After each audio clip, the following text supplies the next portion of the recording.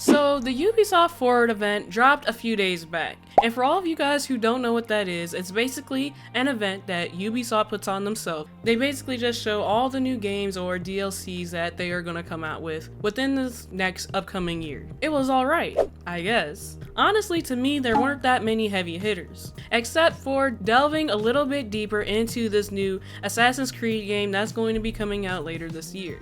But we'll get into that a little bit later into the video.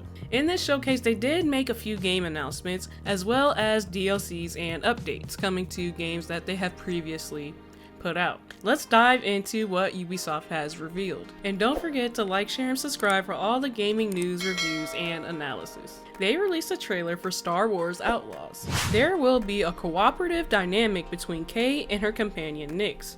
We also get a look at the reputation system, where Kay can get unwanted attention from criminal syndicates depending on how she handles certain missions. Up next, we have a pretty big one, the Prince of Persia Sands of Time remake. But this isn't coming until 2026, so I mean, I guess it's an announcement, so I guess we're not really expecting it to come out very soon. But this remake has been in development for a very long time now, and Ubisoft has just released their reveal date to 2026. And no footage was actually shown. So, I mean, at the very least, we just get the announcement date. We got a pretty good runtime of Assassin's Creed gameplay. In this gameplay of Assassin's Creed Shadows, they pretty much were showing off the nature of the game's dual protagonist structure. In one instance, players were able to choose between Yakusei or Naoe to tackle a mission in one of two ways. Samurai Yasuke wanted to rush through the front gates, while Naoe wanted to sneak along the rooftops. The gameplay showed us Naoe's path as she snuck around castle grounds after midnight. The gameplay actually did look really impressive, and I know some people kind of hate this game right now for numerous reasons. Check out my video that I just did, but to me it looks good. Anno 117 Pax Romana has been revealed, which is their next entry in City Builder series Anno. The new entry is taking the series to a long requested setting of the ancient Roman Empire. It's coming to PC, Xbox, and PS5 sometime later this year. Next, they announced the Prince of Persia The Lost Crown DLC. So there will actually be a handful of updates coming to this game, including free content available now that includes new outfits, amulets, and platforming challenges called Divine Trials. Then Ubisoft teased story DLC titled Mask of Darkness, which is coming this September.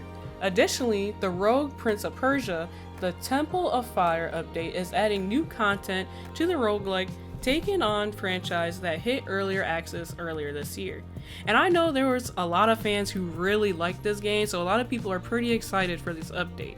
Avatar Frontiers of Pandora, the Skybreaker, is coming next month. We got a trailer of the Skybreaker, the next big story DLC coming to this game. It's launching as a part of the game Season Pass on July 16th. Xdefiant has been really blowing up over this last month, and Season 1 is going to start next month. Ubisoft shared an update on Xdefiant, revealing that Season 1 will begin on July 2nd. Xdefiant is in its pre-season right now, and the full Season 1 launch will be a ton of new features, including Capture the Flag, a new rank progression system, 3 free new weapons, and 1 new map per month, which that's a lot. I wonder how long that's going to go on for, because we know it's not going to be forever. We saw new maps called Daytona and Clubhouse, which will join Xdefiant map rotation soon. And the Clubhouse map actually is the same map from Rainbow Six Siege. A full reveal of Season 1 will be coming July 1st. Next, a game that a lot of people hated and say that it's pretty much the worst game that came out this year. There is a Skull and Bones update.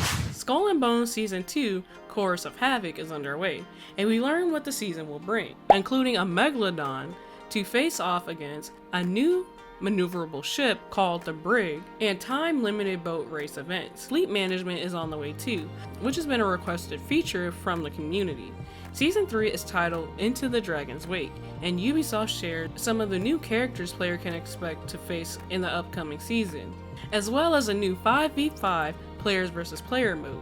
And the last thing that they announced was the Crew Motorfest Year 2 roadmap. A brand new island is coming to the Crew Motorfest second year of content, as Ubisoft detailed what to expect from Year 2 of its live service driving game. and we saw a trailer for the Chase Squad, new story content that's coming in November. So yeah, that's pretty much all the games that they announced.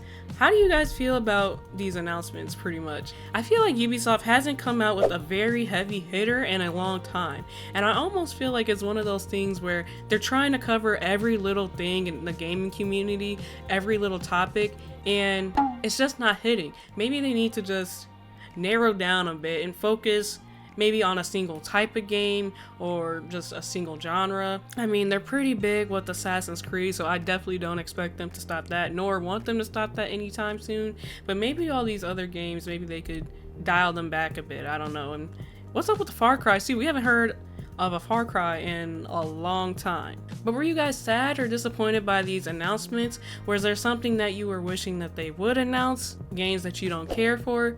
Let me know down in the comments down below. And don't forget to like, share, and subscribe. Pause for now, play forever. AK out.